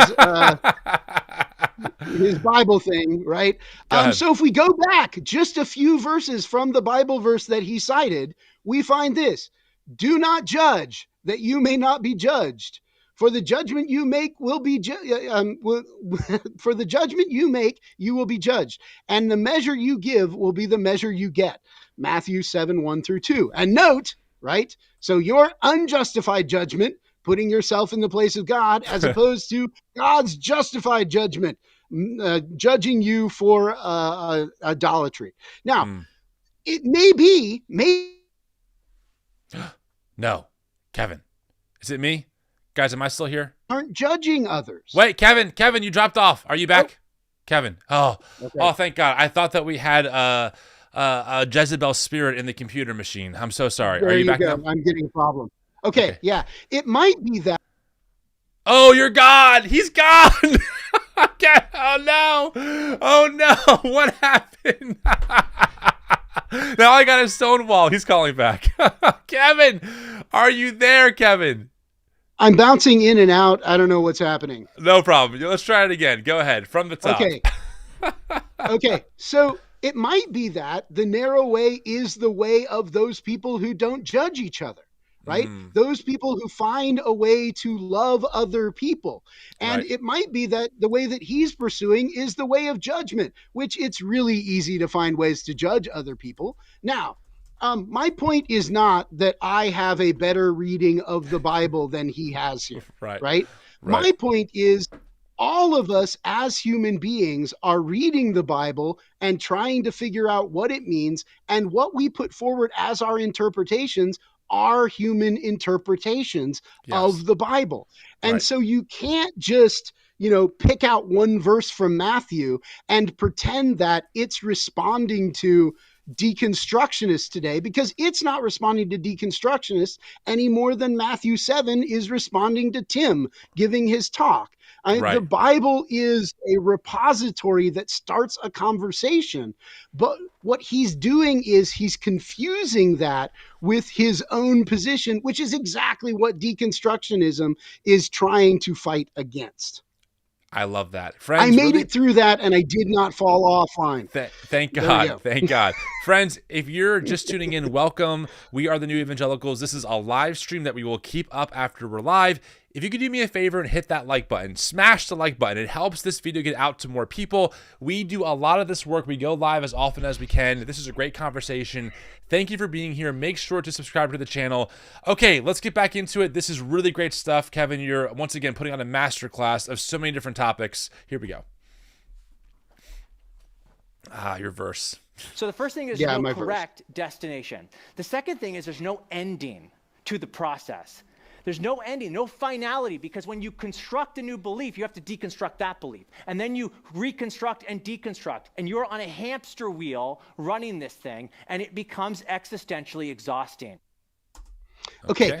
I think this is fascinating because what he's just done is given an account of what some classical theologians imagined heaven was like, and then said it's existentially exhausting and it's like being on a hamster wheel. So if we go back in the history of Christian theology, there has always been an idea that as you approach God, you have to give up your conceptions of God. This is what St. John of the Cross calls the dark night of the soul, where he says, if you want to meet with God, you have to give up who you think God is, because God is... Oh, no. Let's all pray over Kevin's computer right now. God. You're back. Offline again. You're back. Okay. So as long as you have that conception of God, you'll never be able to meet God. And oh, no. I rebuke you, devil. I rebuke you. Someone commented, the internet can't handle Kevin. No, I agree, Chris. I'm with you. That's exactly the problem. I wish I had an immediate way to... Okay, you're gone again. Friends, I gotta be honest, I needed this live. I really did. Like, I have not laughed this hard in a long time. I'm having a great time with all of you. Thanks for being here. I love going live, man. I just love being in the moment with you guys. It just means the world. And look, I was able to stall enough to bring Kevin back in. So look at me go. So let me pick up where I was. Gregory of Nyssa, a 4th century theologian, comes along and says, this must be what heaven is like, is continually giving up your particular conceptions of God and coming ever closer to God. Because he says the distance between us and God is infinite. So how many ideas do you have to give up? Well, an infinite number of ideas. And so heaven must be perpetually coming closer to God and giving up those conceptions that you had before, coming ever closer and experiencing more and more the glory of God. And when does that end, he says? Well, never. That's an eternal ascent to God. And that sounds a lot like what he's complaining about here. And he's saying, oh, that's existentially exhausting, right? This is a horrible way to go. It's just fascinating to me that he could get there. Yeah, no, that's a great point. And actually, this is what Derek Webb said. So responding to Kevin Max. Kevin Max used to be DC Talk. You remember? Any Jesus freaks here? Okay, so Kevin Max tweeted that deconstruction is greater than reconstruction. Huh? What's going on there? Why is it greater than reconstruction? Well, Derek Webb from Caedmon's Call, he chimes in And he basically says this: agreed, the cycle of and reconstruction is existentially exhausting. What I found helpful is to simply stop constructing. Belief is just too heavy a term other than maybe cause and effect. I'm done believing. To which everyone in the room asks, do you believe that? Right.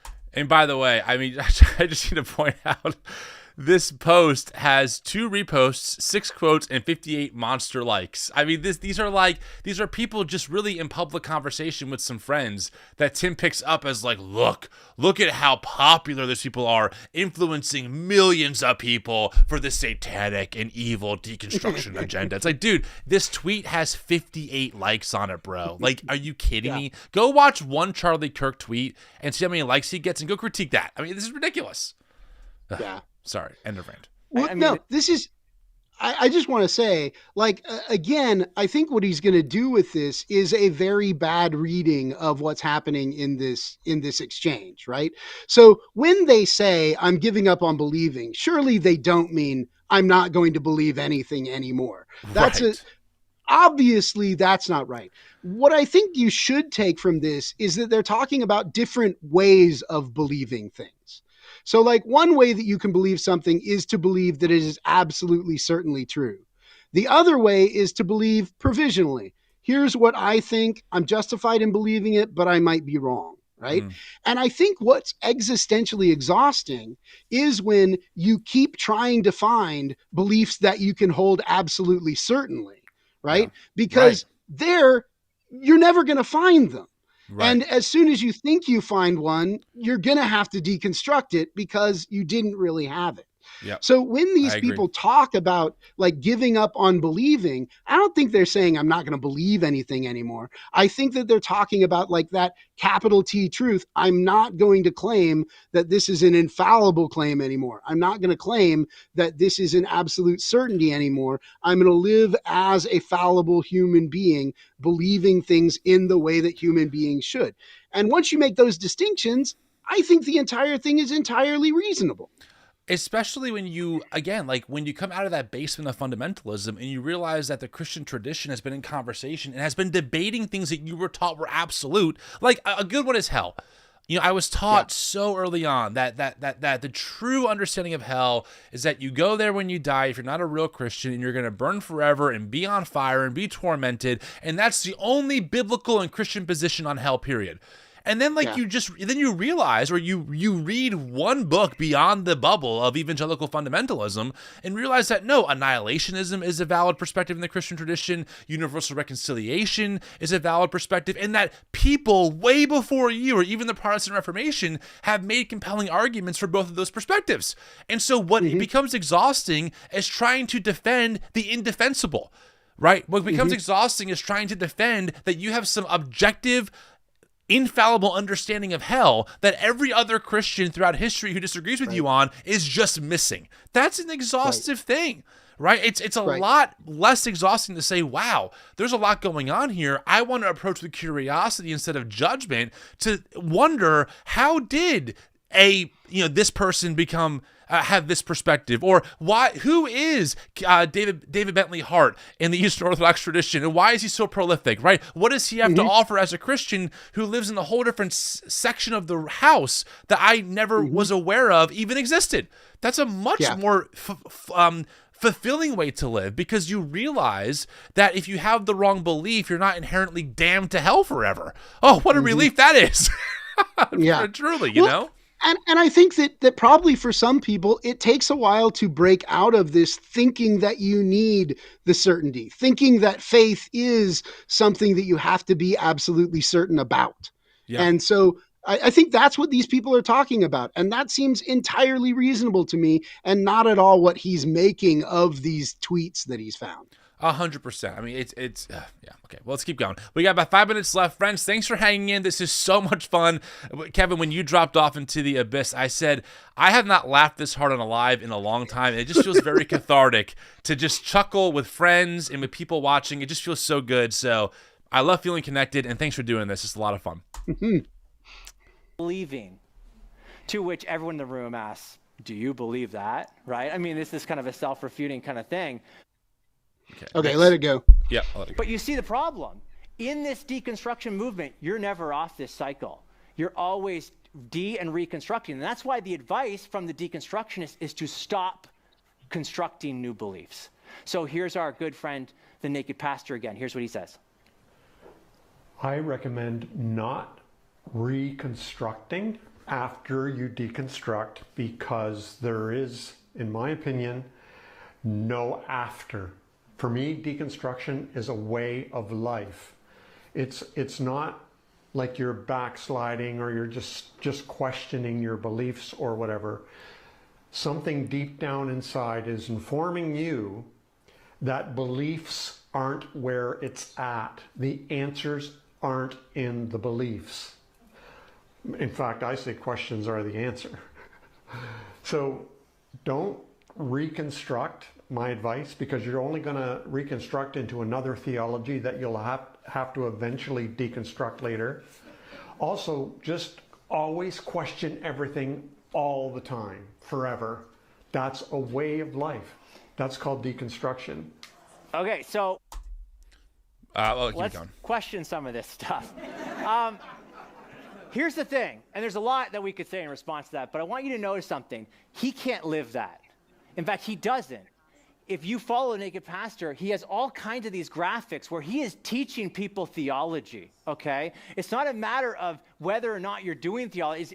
It's that he just has, whether you have good or bad theology, okay? Everyone is a theologian, and he is a progressive theologian. Yeah. What a claim. Here's the thing. I think that, again, he's got a point that everybody's doing theology, but he's missing that there are two different ways to do theology. And that one of them is doing theology thinking that you have the absolute certainty, thinking that the Bible is giving you exactly your beliefs. And the other one is doing theology as a fallible human being who says, here's how I'm making sense of this, given my understanding of the God of love at this point and how this works out in the world. Right. But not saying that that's an absolute position that you've gotten, and not saying that there's absolute certainty behind it. And I think, again, we can apply that distinction to the kind of thing that the Naked Pastor is talking about there.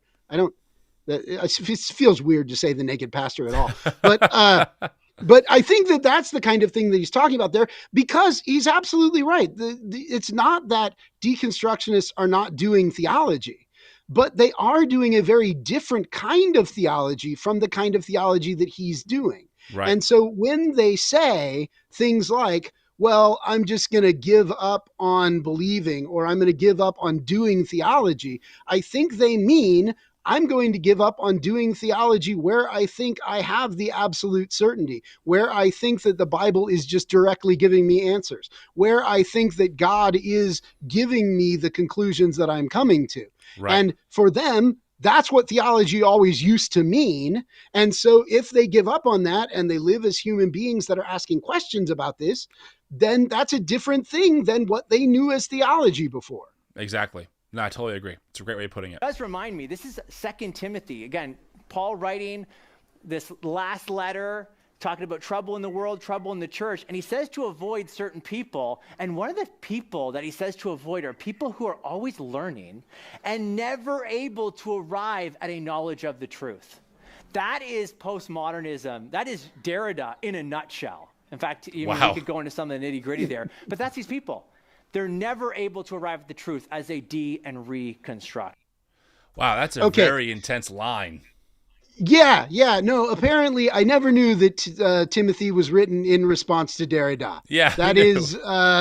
That is impressive. But I mean, maybe I also capture weak women as well, because the verse says, for among them are those who creep into households and capture weak women, burdened with sins and led astray by various passions, always learning and never able to arrive at a knowledge of the truth. Yeah, so clearly, not only do I never arrive at truth, I also capture weak women, and I'm burdened with sins and led astray by various passions. All true. Yes. Yeah. All the case. 2 Timothy had you down. Okay. So let's play the game again. Let's see if we can find another Bible verse that would go in a very different direction from the way that this one has gone when we pull it from the Bible. So if you can push play.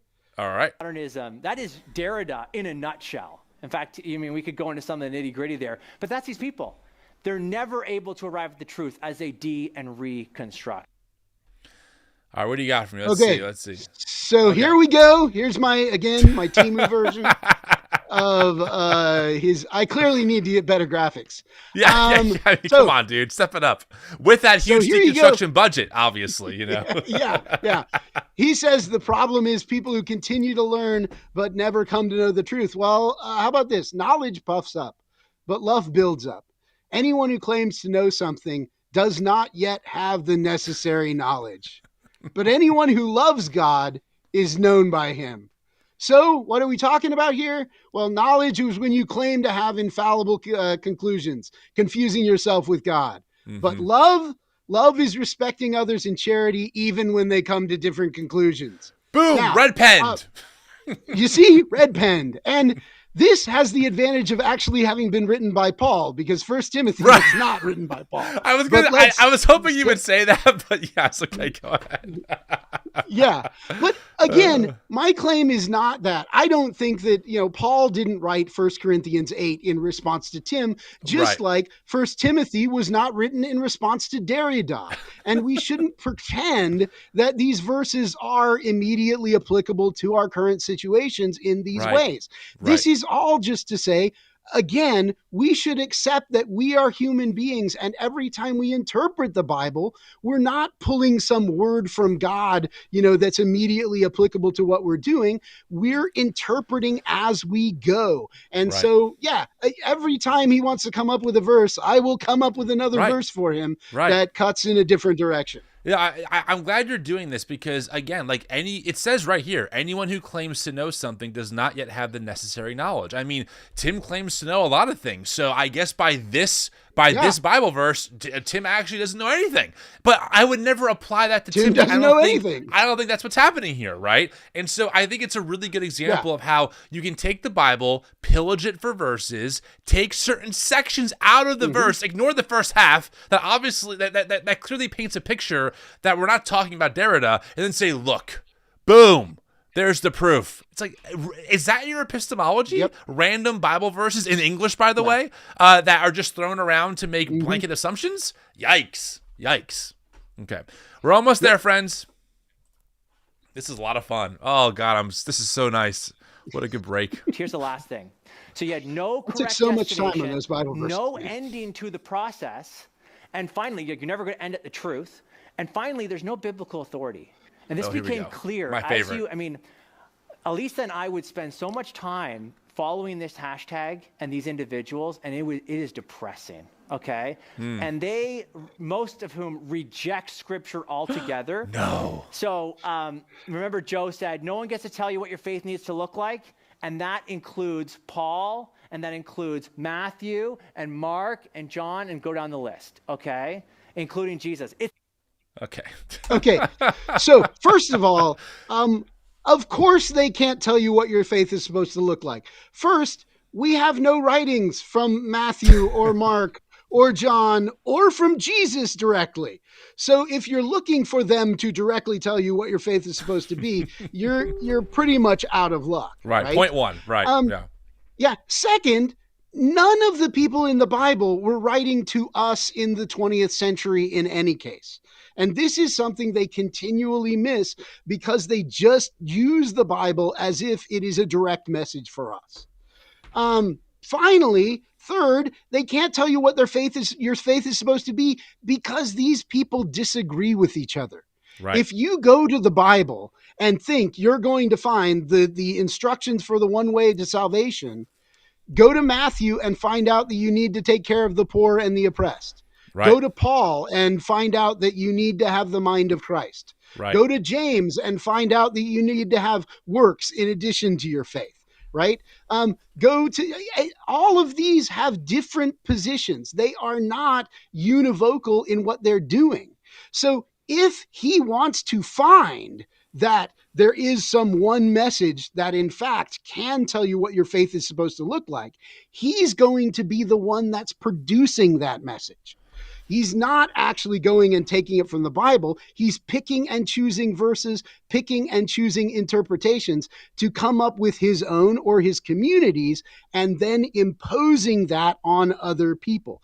And again, this is exactly what deconstruction is set up to try and knock down. It's kind of phenomenal that he never realized in doing his research that he's participating in exactly the problems that deconstruction is pointing out. Yep. I have nothing really to add to this. I completely agree with you 100%. So let's, I mean, yeah. And I guess the only thing I'll add to this is, all you have to do is just look at, forget even the broad Christian tradition with different Bibles and different books of the Bible, and forget that part. That's low-hanging fruit. Just go look at how different evangelicals interpret the Bible. Speaking in tongues, don't speak in tongues, Calvinism, Arminianism, and many of them are hardliners. Many of them will tie it back to salvation. It's just so, it's so fascinating to watch Tim use these words, biblical authority, a biblical perspective, while participating in a tradition that can't even agree on what that is, even for what they might call our major, first-rate issues. It's so frustrating. All right, let's keep it going. It's an authority issue, not just a truth issue, but an authority issue.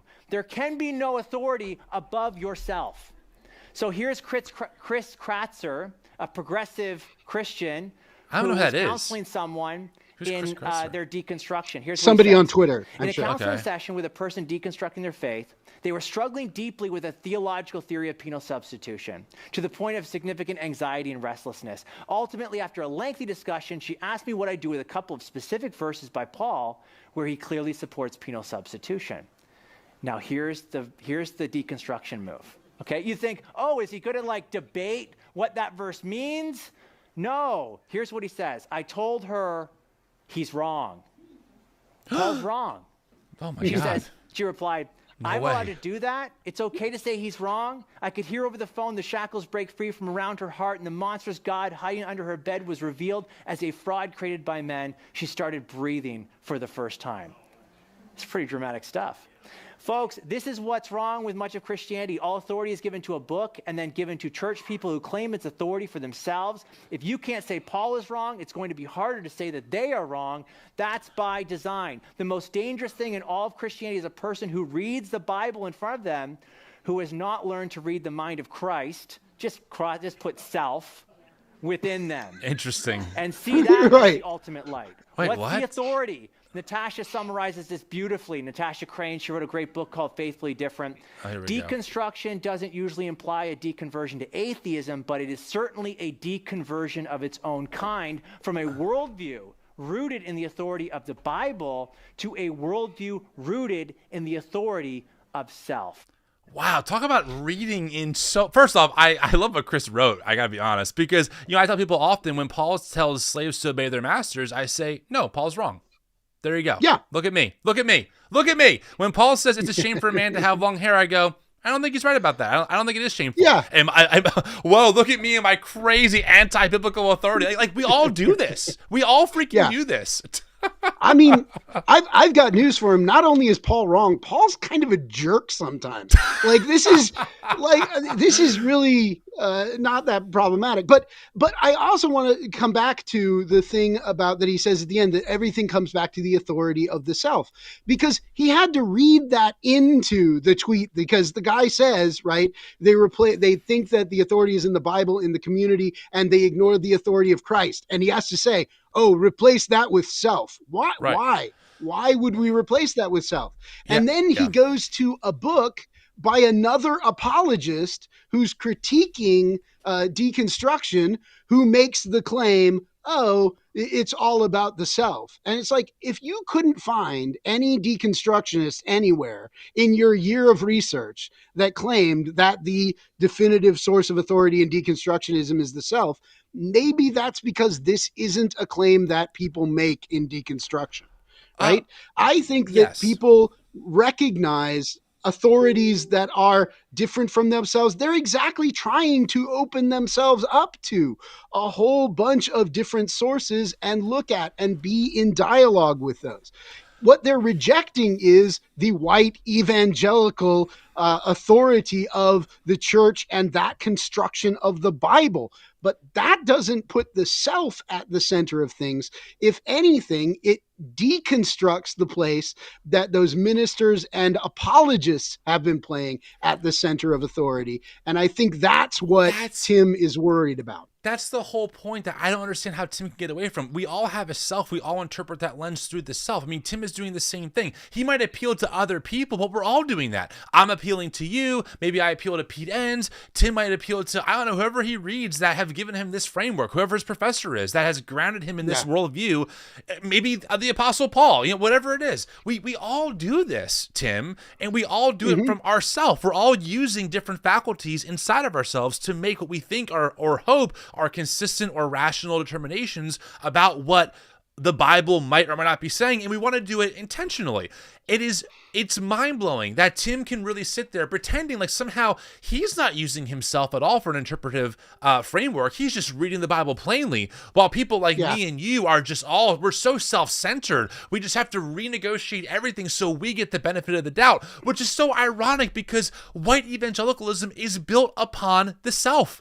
It's built upon self-preservation. It's built upon bragging about how much we know and how great we are and how we have the truth. It's built upon taking over and being in charge, putting themselves first. Just look at why they rally around Trump and why they refuse to take things like the Black Christian tradition seriously, because it's all about giving them power and privilege. Like, Tim is part of a system. He is part of a worldview that prioritizes itself, its interpretation, its understanding of the Bible as the one true way of being Christian. And when people push against it, he goes, they're so self-centered. They're all about the self. They just want to do whatever makes them feel good. Tim, you're doing the same thing. I think that you actually enjoy writing. I'm sure you enjoy doing your Mr. B Red Pen Logic stuff. I'm sure you get enjoyment out of doing these talks. I would never accuse you of doing things just that make you feel good, but certainly we get pleasure out of doing this. I like doing these lives. Yes, welcome to being a human being. I don't want to do things that I don't like to do. that happens. Yeah, it's unreal. Yeah, that's right. Dude, welcome to being a human being. Jeez, it's insufferable. Okay, last clip I think you have here. The last clip. We're just gonna wrap it up. Woo! We made it. Let's go. And that's what you see over and over again. Deconstruction is destructive to faith. And it's because there is no correct destination. Doesn't matter where you land. In fact, it does, though, for them. They don't want you to land in historic Christianity. Okay, anywhere but that. There's no ending to this process, and that's exhausting. And finally, there's no biblical authority. Okay, yeah. Can I just speak to them really quick, and I'll give it to you? As someone who literally grew up deeply embedded in white conservative evangelical Christianity, who was homeschooled, who did the purity pledges, who did everything the right way. Everything. I even saved myself for marriage. I did everything the right way. In fact, I'll tell the world a very embarrassing story, but it's fine. It's out there. I was so worked up during my first kiss with my girlfriend at 17, I threw up afterwards. I was so anxious. This is a true story. I was so anxious. I did what Tim said. And I understand that some people leave faith entirely, which, by the way, they have the right to do. However, deconstruction gave me the tools and the permission to ask not just better questions, but to maybe entertain better answers that were more consistent with the values of Jesus, of loving our neighbor as ourselves. Because when I saw people who claimed to be Christians denigrating people like George Floyd as he begged for his life, as an officer knelt on his neck for 7+ minutes, and then I watched right-wing commentators say he deserved it, and then I watched pastors I knew repost those perspectives, I thought to myself, I'm not sure how this is loving your neighbor. I'm not sure how this is liberating the oppressed. I'm not sure how this is standing in solidarity with the marginalized like Jesus did. Deconstruction allowed me to come to a different answer than the Christian perspective is entertaining thoughts that George Floyd deserved it. So that's just one example out of many. I'll give you guys one more, just in case Tim Barnett and Alicia Childers are watching this. Having to not struggle between actually accepting my gay neighbor as fully made in the image of God and worthy of dignity, love, and respect and human flourishing, or choosing between loving God, was such a freeing idea that maybe the way I demonstrate my love for God is how I love my queer neighbor. Deconstruction gave me these tools that have expanded my notions, understanding of love and justice and beauty and goodness. I mean, the fruit of the Spirit: love, joy, peace, patience, kindness, goodness, faithfulness, long-suffering, etc. And so I am thrilled that I discovered this term deconstruction. I'm thrilled it brought me into the world of meeting people like yourself, Kevin, other amazing biblical scholars who have blown my mind about the beauty and complexity and sometimes even the ugly parts, right, of the Bible that we have to wrestle with as people who want to be faithful to the way of Jesus and all the complexity in that. Deconstruction was a gift from God. And to hear Tim Barnett say what he says, not only is it completely just not objectively true. I'm giving you my experience, which flies in the face of nothing good comes from deconstruction. But my gosh, like, it's what's most frustrating to this, and then it's all yours, Kevin, is watching Tim and Elisa probably get a decent advance for writing the book. They write the book, they tour on the book, they do sessions like this for thousands, maybe tens of thousands of people, and they still won't come on someone's podcast who's like, hey, I deconstructed. I would love to have a good faith dialogue with you. And their response pretty much is silence. It's no, I'll talk at you. I'll talk about you. I will gladly misrepresent so much of what you think you believe, but I won't talk with you. And it's incredibly disingenuous. I mean, it comes across, and I don't want to say that this is intentional, but it comes across like a huge grift because they know that if they can keep scaring their white evangelical base about the boogeyman out there and not call out the blatant fascism in their midst, if they don't have to call out Trump or Elon Musk doing Nazi salutes or the white evangelical history of segregation and lynching and all of that stuff, right? They can, instead of doing all that and actually doing the real work, they can just scapegoat people who have been really hurt by the church, who have found a better path forward in their faith, and then make money off of that by giving their white evangelicals a nice coddling that, no, it's all okay. You guys are safe in here, but the world and deconstruction with Decon 23 and its 45 likes, they're the real threat. It is unbelievable. And it makes me happy I left this world behind. Yeah.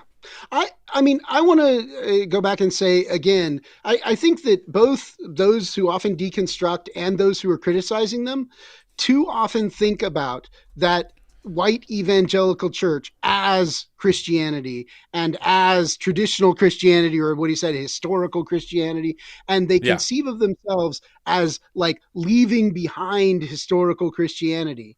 What I appreciate about the Christian tradition as I study it is how incredibly diverse it is, how many different positions there are, exactly getting into discussions with people from Eastern Orthodoxy or from Roman Catholicism, and going back and forth with all of these different perspectives.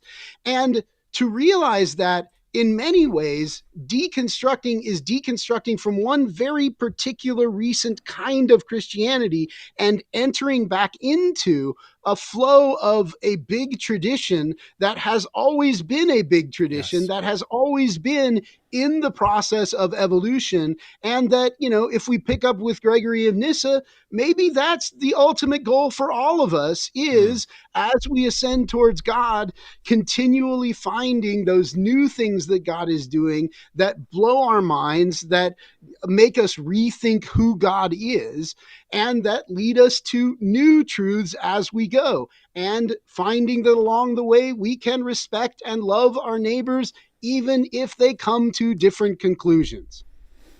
I am on board. Kevin, I really appreciate you spending a couple hours with us to kind of unpack that. Hopefully it helps people really think more critically about their faith.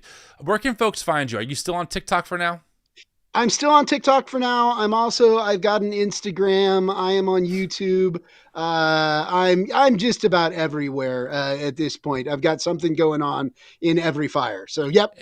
And we'll make sure to do more of these lives this coming year. There's going to be a lot to respond to. White nationalism is on the rise, so we need voices like yours more than ever. Friends, I really appreciate you being here. It truly, I mean this from the bottom of my heart. I love going live on YouTube with you. I love feeling, you know why it is, or why I feel this? Because I feel connected to you, and I work inside of this office space that I made out of my guest bedroom and I work alone. And going live, I feel like I'm in the moment, like we're working on this together. And my goal really is to do more of these. April and I are launching another show called the Tim and April Show. That will be off the ground soon. We really are moving a lot of our main efforts to YouTube and more long-form pieces of content like this. So make sure you subscribe to the channel. Again, I love being here. Thank you for giving me this opportunity and privilege to do this work full time, because I absolutely love it. We are going nowhere. We are going absolutely nowhere. I'm only digging my heels in deeper in the sand during this upcoming regime with Trump and the rise of fascism. We have so much work to do. We are not going anywhere. Your support makes that possible. Please make sure to give this video a like, give this the channel a subscription. That would be so helpful. If you want to support the work that we do, you can donate via the description below. That's all I got for now, friends. Thanks for being here. I'll talk to you all next time. See ya.